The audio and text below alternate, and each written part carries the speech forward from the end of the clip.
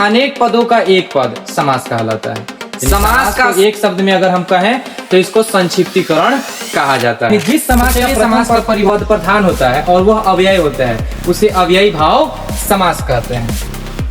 यानी वैसा समास जिसका दूसरा पद प्रधान हो उसे तत्पुरुष समास कहते हैं। जिस समास में विशेषण और विशेष्य की बात हो, यानी किसी चीज की विशेषता बताई जा रही हो, उसे कर्मधारय समास कहते हैं। समास में क्या होता है, जिसका प्रथम पद क्या हो, संख्यावाची हो। प्रथम पद जिस समास का दोनों पद प्रधान हो, क्या हो, दोनों पद। तो जय हिंद दोस्तों, स्वागत है आप सभी का आज के इस सेशन में। आज हम वन शॉट इस वीडियो में पूरे समास टॉपिक को खत्म करेंगे। आज का ये सेशन उन बच्चों के लिए इंपॉर्टेंट होने वाला है जिनका टारगेट 2027 में है, चाहे वो 9th में पढ़ते हो, 10th में पढ़ते हो या 12th में पढ़ते हो। मेरी ये गारंटी है कि आज के इस वीडियो को देखने के बाद आपके समास का टेंशन खत्म हो जाएगा और 100% है कि आप इस वीडियो को पूरा अगर लास्ट तक देख लेते हैं तो आपके 5 नंबर की जो समस्याएं हैं, नहीं समास से 5 या से 10 नंबर का सवाल जो पूछता है वो कंप्लीट हो जाएगा। तो जुड़े रहिए हमारे साथ। अगर आपको ये सेशन अच्छा लगेगा तो जरूर से वीडियो को लाइक कीजिएगा और चैनल को सब्सक्राइब कीजिएगा। चलिए शुरुआत करते हैं। समास किसे कहते हैं? सबसे पहले हमारे मन में सवाल ये उठता है कि समास क्या होता है। तो दो या दो से अधिक पदों का मिल करके एक हो जाना, यानी जब दो या दो से अधिक पद मिल करके एक पद बन जाते हैं। जैसे राजा का पुत्र, यह एक वाक्य है, इसमें कई पद हैं, 3 पद हैं, लेकिन इन तीनों को मिलाकर के अगर हम एक कर देंगे राजपुत्र तो यह समास कहलाएगा। यानी अनेक पदों का एक पद समास कहलाता है। समास का संक्षिप्त नेम संक्षिप्तीकरण है। यानी समास को एक शब्द में अगर हम कहें तो इसको संक्षिप्तीकरण कहा जाता है। तो चलिए समास का परिभाषा पहले समझते हैं।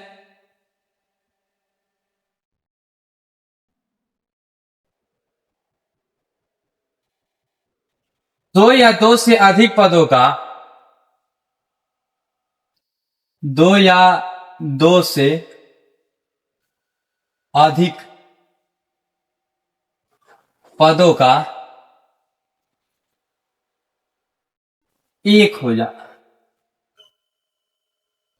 एक हो जा समास कहलाता। यानी जब दो या दो से अधिक पद मिलकर के एक हो जाते हैं तो उसे हम समास कहते हैं। एग्जाम्पल के तौर पर जैसे राजा का पुत्र, राजा का पुत्र क्या हो जाएगा इसका समास, राजपुत्र। राजा का पुत्र राजपुत्र। राजा का भवन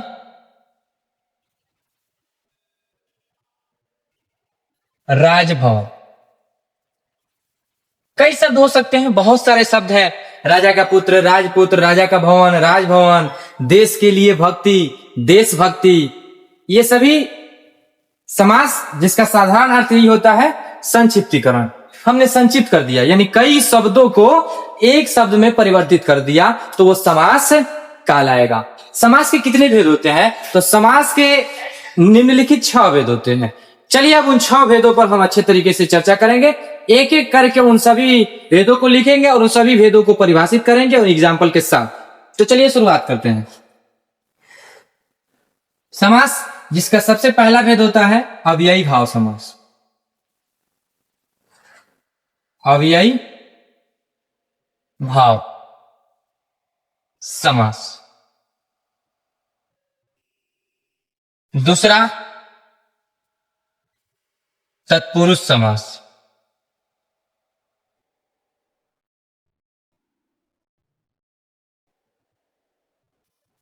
तीसरा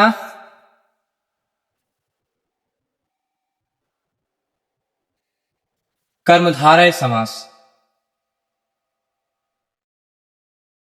कर्मधारय समास। चौथा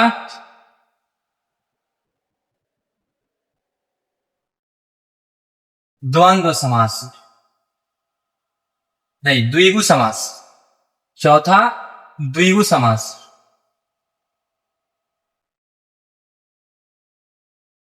पांचवा द्वंद्व समास।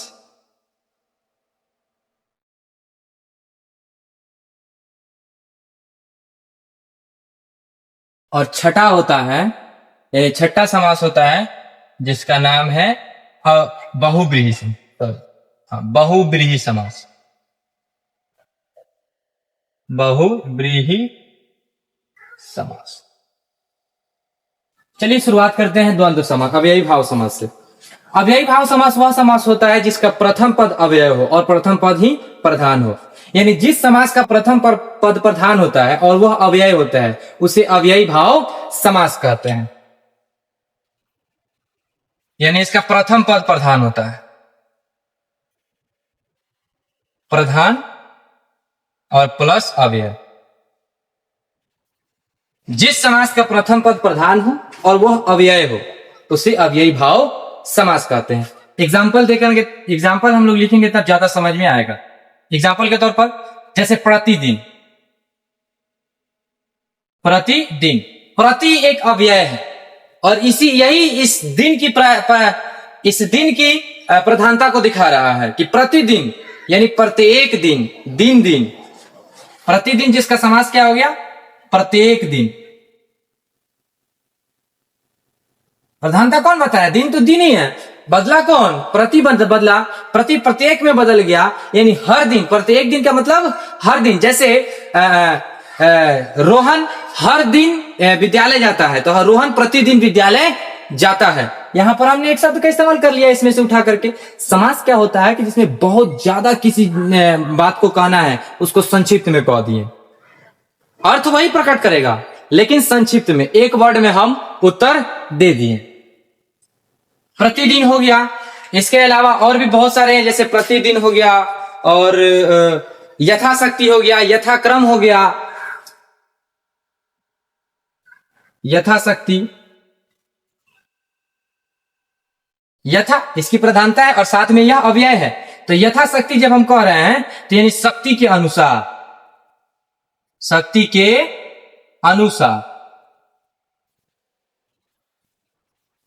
यथाक्रम, क्रम के अनुसार।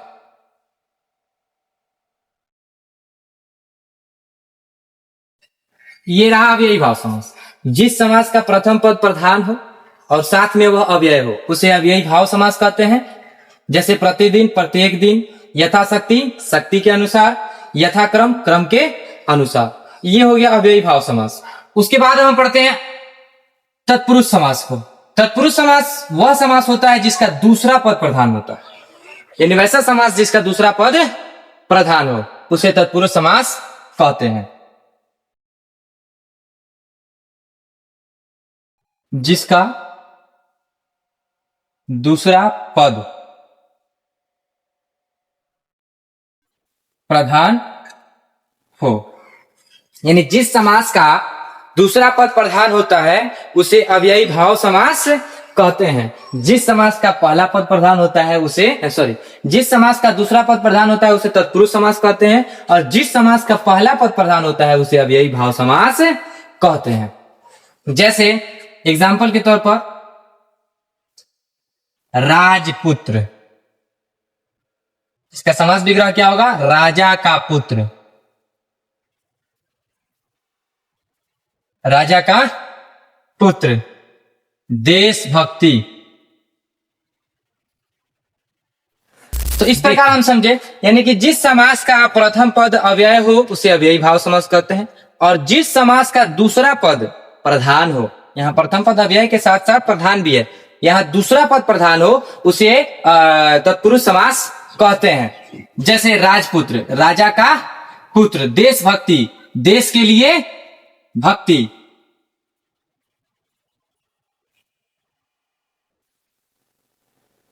और इसको पहचानने का सबसे बेस्ट ट्रिक ये है कि ये कारक के आधार पर होगा। कर्ता ने कर्म को, करण से, संप्रदान को, के लिए, आपदा से, ये जो कारक है इसी के आधार पर होगा। जब भी इसका विग्रह करेंगे तो हम कारक चिन्हों के आधार पर करेंगे। इसमें कारक चिन्ह छिप जाता है, जब वो समास होता है तो उसमें कारक चिन्ह छिप जाता है, लेकिन जैसे ही इसका विग्रह करते हैं तो कारक चिन्ह दिखाई देने लगता है। तो जिस समास का प्रथम पद अव्यय हो उसे अव्ययी भाव और जिस समास का दूसरा पद प्रधान हो उसे तत्पुरुष समास। तत्पुरुष समास के भी 6 भेद होते हैं, उनको भी हम थोड़ी देर में पढ़ेंगे। पहले अब हम पढ़ते हैं कर्मधारय समास। तो कर्मधारय समास वह होता है जिसका प्रथम पद विशेषण और दूसरा पद विशेष से होता है, यानी किसी भी चीज की ये विशेषता बताता है। जैसे एक शब्द हमने ले लिया, मान के चले कि हमने एक शब्द लिया नील कमल। नील कमल, कमल एक शब्द है लेकिन इसकी विशेषता क्या है कि नीला है, और ये बता कौन रहा है? तो कर्मधारय समास। जिस समास में विशेषण और विशेष्य की बात हो, यानी किसी चीज की विशेषता बताई जा रही हो, उसे कर्मधारय समास कहते हैं। उसे कर्मधारय समास कहते हैं।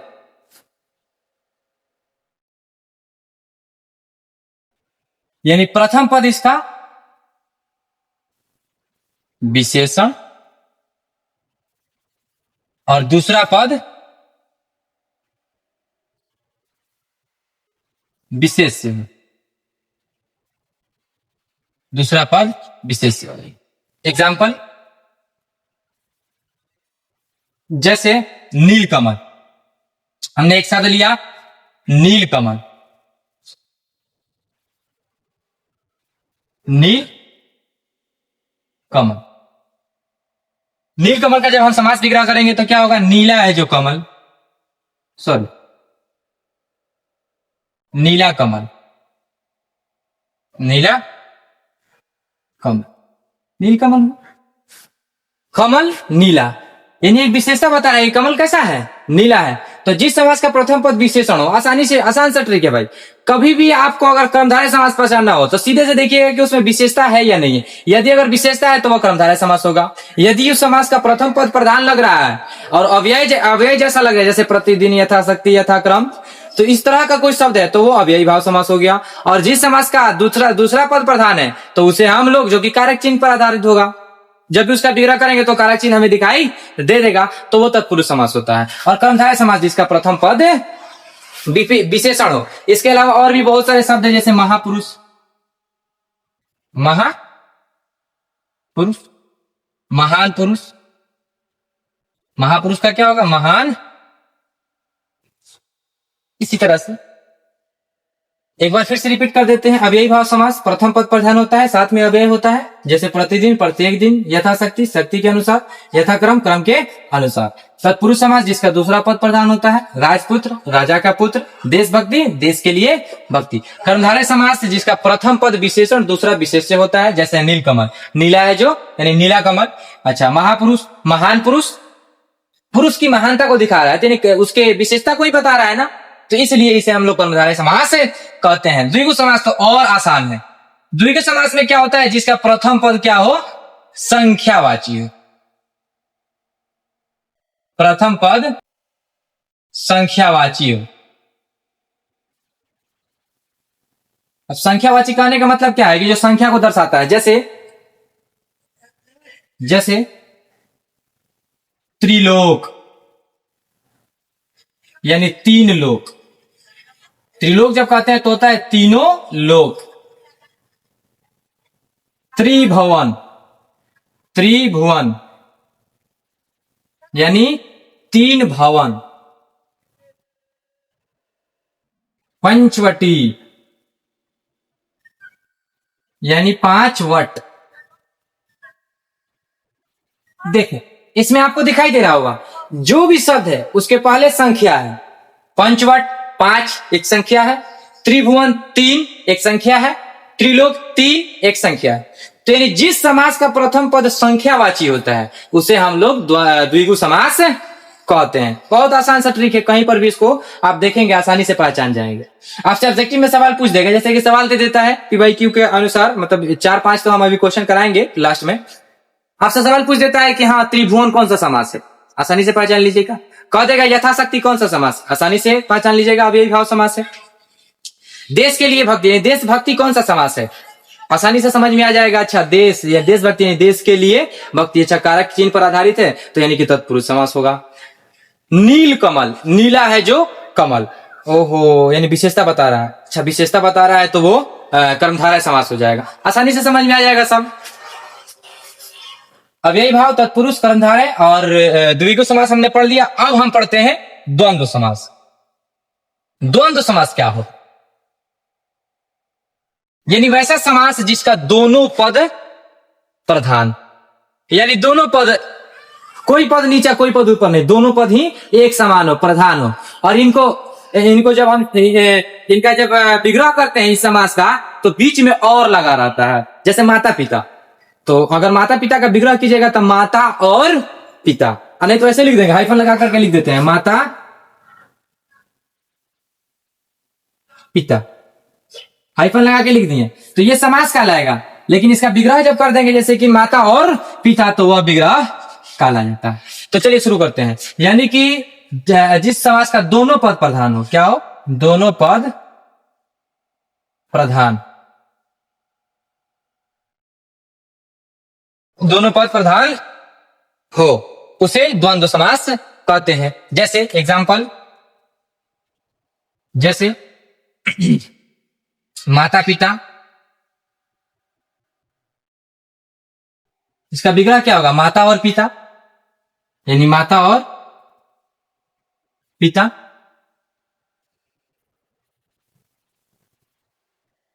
वही लोटा डोरी,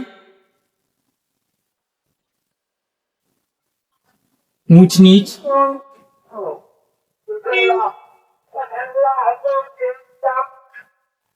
छोटा बड़ा, ऊंच नीच, छोटा बड़ा, और भी बहुत सारे शब्द जैसे सुख दुख, यानी जिसमें दोनों पद एक समान दिखे, एक बराबर हो, दोनों की प्रधानता हो, उसे अब यही भाव, उसे द्वंद्व समास कहते हैं, बहुब्रीहि समास।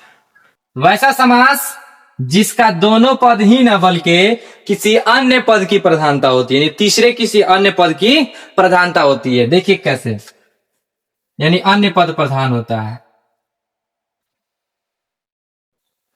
यानी जिस समास का दोनों पद में ना होकर के, यानी जिस समास का किसी अन्य पद की प्रधानता होती है जिस समास में, उसे हम बहुब्रीहि समास कहते हैं। जैसे नीलकंठ, नीलकंठ यानी नीला है जिसका कंठ, किसका कंठ नीला है, शिव जी का, किसका, शिव जी का। तो इसमें प्रधानता किसकी हो गई, शिव जी की। यानी जब हमने कहा नीलकंठ और इसका विग्रह किया नीला है जिसका कंठ, तो नीला किसका कंठ है, तो शिव का है, तो इसलिए यहां पर प्रधानता किनकी हो गई, तो शिव की हो गई। उसी तरह दशानंद, दशानंद, 10 है आनंद जिसके, किसका 10 गो सिर है, तो वो है रावण, तो रावण हो गया। लंबोदर, लंबोदर, लंबा है जिसका उदर, किसका उदर लंबा है, यानी नाक लंबा है, तो वो है गणेश, उन्हीं का नाक लंबा है। तो यानी जिस समास में किसी अन्य पद की प्रधानता होती है उसे बहुब्रीहि समास कहते हैं। समास दो या दो से अधिक पदों का एक हो जाना समास कहलाता है। जैसे राजा का पुत्र राजपुत्र, राजा का भवन राजभवन। अव्ययी भाव समास, समास के 6 भेद होते हैं टोटल, उन 6 भेदों के नाम। अव्ययी भाव समास यानी प्रथम पद प्रधान होता है, साथ में प्रथम पद क्या होता है, अव्यय भी होता है। यानी जैसे प्रतिदिन तो प्रत्येक दिन, यथाशक्ति तो शक्ति के अनुसार, अनुसार। तत्पुरुष समास जिस समान होता है उसे तत्पुरुष समास। राजपुत्र राजा का पुत्र, देशभक्ति। कर्मधारय समास जिस समास का प्रथम पद विशेषण होता है और दूसरा पद विशेष से होता है उसे कर्मधारय समास कहते हैं। जैसे नीलकंठ, नीलकमल, नीला कमल, महापुरुष, महान पुरुष।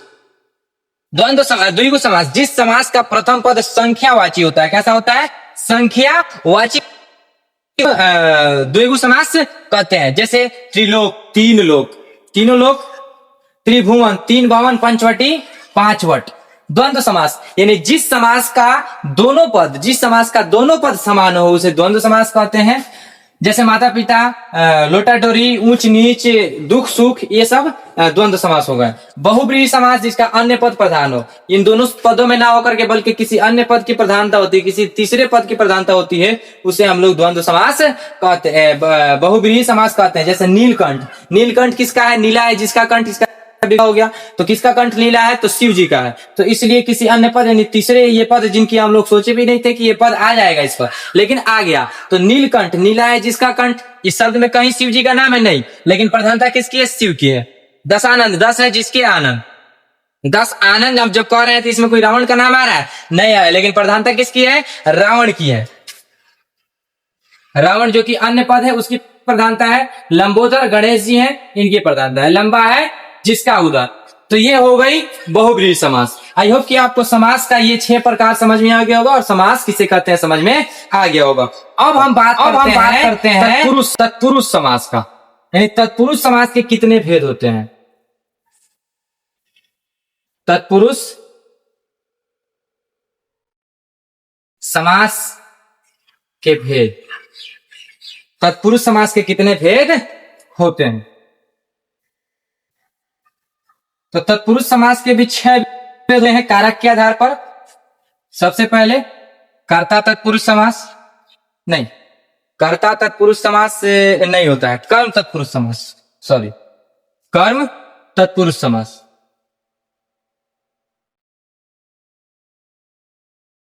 तत्पुरुष समास, उसके बाद करण तत्पुरुष समास, संप्रदान तत्पुरुष समास, आपादान तत्पुरुष समास,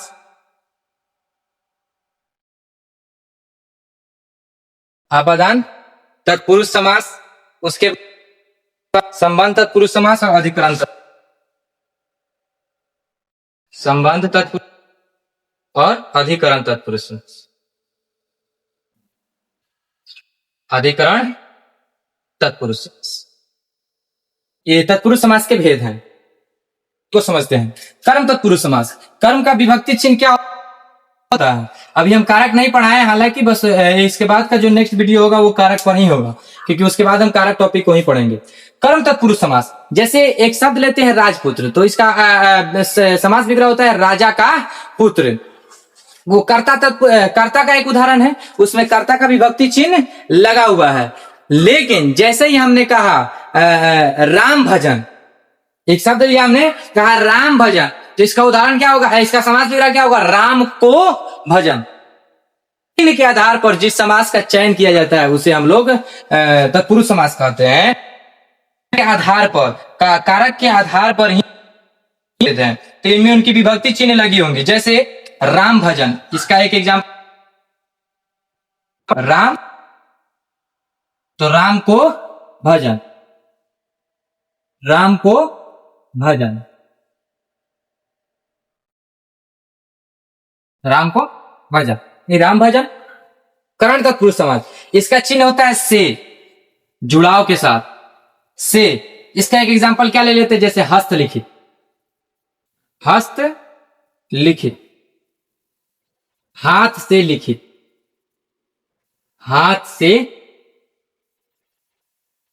हमने कहा ये हस्तलिखित नोट्स है, जब कहते हस्तलिखित नोट्स है यानी हाथ से लिखा हुआ नोट्स है। तो जब कोई व्यक्ति हाथ से लिखता है तो कलम दूर रख के थोड़ी ना करके ही लिखता है। तो ये करण तत्पुरुष समास है, जो कि इसका विभक्ति चिन्ह से होता है और जुड़ाव का बोध होता है। संप्रदान को के लिए, यानी किसी के लिए कुछ किया जाता है। जिस समास से ये बोध हो कि किसी के लिए कुछ किया जाए तो उसे संप्रदान तत्पुरुष समास कहते हैं। जैसे देशभक्ति, देश भक्ति, देश के लिए भक्ति, चिन्ह क्या होता है इसका? के लिए होता है, देश के लिए भक्ति, देश के लिए भक्ति। आपादान, इसमें अलगाव का बोध होता है। आपादान समास होता है, चिन्ह भी से होता है, लेकिन से चिन्ह होता है बट अलगाव का बोध होता है। जैसे धनहीन, धनहीन, धन से हीन, धन से हीन, धन ही पहले हो सकता था धन था, लेकिन अब वो उसके पास धन नहीं है, धन से हीन हो गया, यानी कि गरीब हो चुका है। संबंध आता है, जैसे संबंध क्या होता है? का के की, संबंध का के की। जैसे राजपुत्र, राजपुत्र, पुत्र, राजा का पुत्र, पुत्र। उसी तरह और भी बहुत सारे एग्जाम्पल हैं। अधिकरण जिसमें आधार, अधिकरण जी यानी जिस समास में आधार का बोध होता है उसे अधिकरण तत्पुरुष समास कहते हैं। जैसे वनवास, वनवास, वन में वास, वन में वास, ये अधिकरण तत्पुरुष समास के उदाहरण हो गए। इस प्रकार हमने पूरे समास टॉपिक को एक कंप्लीट कर लिया। अब इससे लिख लेते हैं।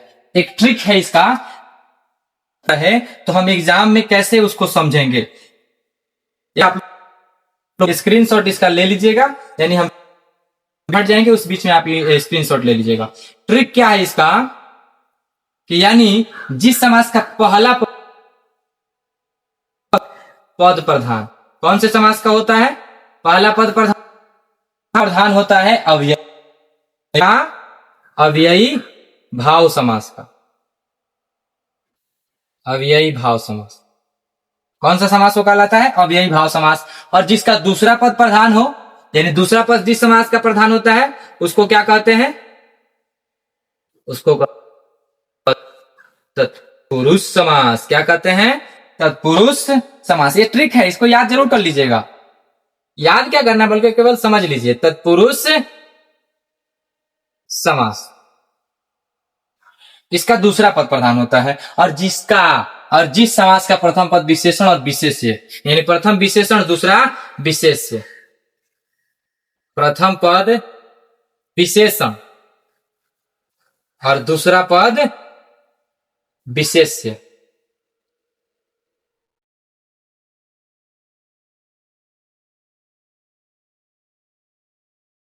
जिस समास का प्रथम पद विशेषण दूसरा पद विशेष्य हो उसे हम कहते हैं कर्मधारय समास, कर्मधारय समास।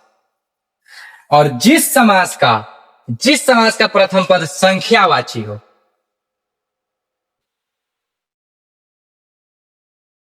प्रथम पद संख्यावाची, उसे कहते हैं द्विगु समास। क्या कहते हैं, द्विगु समास।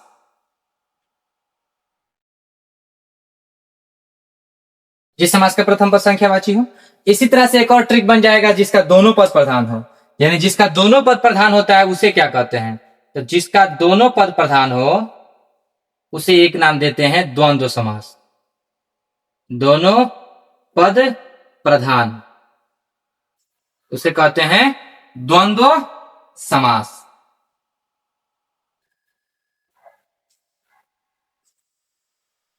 इसी तरह से एक और ट्रिक बन जा रहा है बहुब्रीहि समास, जिसका अन्य पद प्रधान हो। अन्य पद किसका प्रधान होता है, तो बहुब्रीहि समास का अन्य पद प्रधान किस समास का होता है, बहुब्रीहि समास का।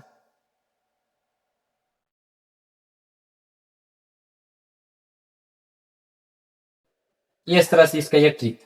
आपके एग्जाम में क्या पूछ सकता है, जैसे सवाल पूछ देगा एग्जाम में कि दशानंद कौन सा समास है, तो आप सोच में पड़ जाइएगा दशानंद यानी कि 10, इसका प्रथम पद तो संख्यावाची है, तो क्या ये हो जाएगा, बिल्कुल नहीं होगा, क्योंकि इसमें किसी अन्य पद की प्रधानता है। जब दशानंद कहते हैं तो 10 है जिसके आनंद, बुध किसका होता है, रावण का होता है, तो इसलिए इसे हम द्विगु समास नहीं कह सकते हैं, यह एक बहुब्रीहि समास है। तो दशानंद कौन सा समास है, बहुब्रीहि समास। और एग्जाम में पूछ सकते हैं जैसे महापुरुष किस समास को कहते हैं, तो महान पुरुष। पहले उसका विषय अगर नहीं समझ में ऐसे रहा तो विग्रह कर लीजिए। तो महान पुरुष, जब महान पुरुष कह रहे हैं तो यानी विशेषता बता रहा है, तो जो विशेषता बताता है उसे कर्मधारय समास कहते हैं। इसके अलावा अगला सवाल आपको आ सकता है प्रतिदिन कौन सा समास है, तो प्रतिदिन यानी कि प्रथम पद क्या है, इसका प्रधान है और साथ में यह अव्यय है, तो वह अव्ययी भाव समास हो गया। समास के कितने भेद होते हैं एग्जाम में पूछ देता है कभी कभी, तो समास के 6 भेद होते हैं। तत्पुरुष समास के कितने भेद होते हैं, तो तत्पुरुष समास के भी 6 भेद होते हैं। माता पिता कौन सा समास है, तो माता पिता द्वंद्व समास है। इस तरह से आपके एग्जाम में ये सवाल हो सकता है, पूछ दे आसानी से। आप समास से जो भी क्वेश्चन आने वाले होंगे उनको हल कर देंगे। एक बार फिर से रिवीजन कर देते हैं और अपने क्लास को खत्म करते हैं। समास 2 या 2 से अधिक पदों का एक हो जाना समास कहलाता है। जैसे राजपुत्र, तो राजा का पुत्र, प्रथम पद प्रधान होता है, साथ में अव्यय होता है, जैसे प्रतिदिन, प्रत्येक दिन। तत्पुरुष समास, जिस समास का दूसरा पद प्रधान होता है उसे तत्पुरुष समास कहते हैं, जैसे राजपुत्र, राजा का पुत्र। कर्मधारय समास जिसका दोनों पद क्या हो, कि मैंने प्रथम पद विशेषण दूसरा विशेष से हो, उसे तो कर्मधारय समास करते हैं। जैसे नील कमल, नीला है जिसका कमल। अच्छा, द्विगु समास, द्विगु समास क्या होता है, जिसका प्रथम पद संख्यावाची होता है। जैसे त्रिलोक, तीनों लोग, त्रिलोक जब पढ़े तो प्रथम पद संख्यावाची है। द्वंद्व जिसका दोनों पद पर समान हो, जैसे माता पिता। बहुब्री जिसका अन्य पद प्रधान हो, जैसे दशानंद, लंबोदर, नीलकंठ। इसका एक ट्रिक है, उससे पहले देखिए तत्पुरुष समास के भेद। तो कर्म तत्पुरुष समास यानी राम भजन, राम को भजन, ये कारक के आधार, कारक चिन्ह के आधार पर होता है। कर्ता कर्म को करण से, संप्रदान को के लिए, अपादान से संबंध का के लिए, अधिकरण के कर। तो ये है इसका अधिकरण को के लिए, नहीं सॉरी, अधिकरण में पेपर। कर्म तत्पुरुष समास, राम भजन, राम को भजन। करण तत्पुरुष समास इसके विभक्ति चिन्ह के आधार पर, हस्तलिखित, हाथ से लिखित। संप्रदान देशभक्ति, देश के लिए भक्ति। आपादान तत्पुरुष समास यानी इसका से चिन्ह होता है तो धनहीन, तो धन से हीन। संबंध तत्पुरुष समास, राजपुत्र तो राजा का पुत्र। अधिकरण तत्पुरुष वनवास तो वनवास। ये हो गया अधिकरण तत्पुरुष समास। इसका ट्रिक हमने लिख दिया है, जिसका प्रथम पद प्रधान हो, अब यही भाषा समास। दूसरा पद प्रधान हो तो प्रथम पद विशेषण दूसरा विशेष हो तो कर्मधारय समास। प्रथम पद संख्यावाची द्विगु समास। जिसका दोनों पद प्रधान हो द्वंद्व समास। अन्य पद प्रधान हो बहुब्रीहि समास। स्क्रीनशॉट ले लीजिए, मैं हट जा रहा हूं। आप इसको इसी तरह से लिख लीजिएगा, जैसे है वैसे ही आप चाहे तो फ्लो चार्ट बना करके लिख सकते हैं आसानी से। ये एक पेज में आप पूरा समास को कंप्लीट कर देंगे। एक पेज में पूरा कंप्लीट आपका समास। नेक्स्ट वीडियो में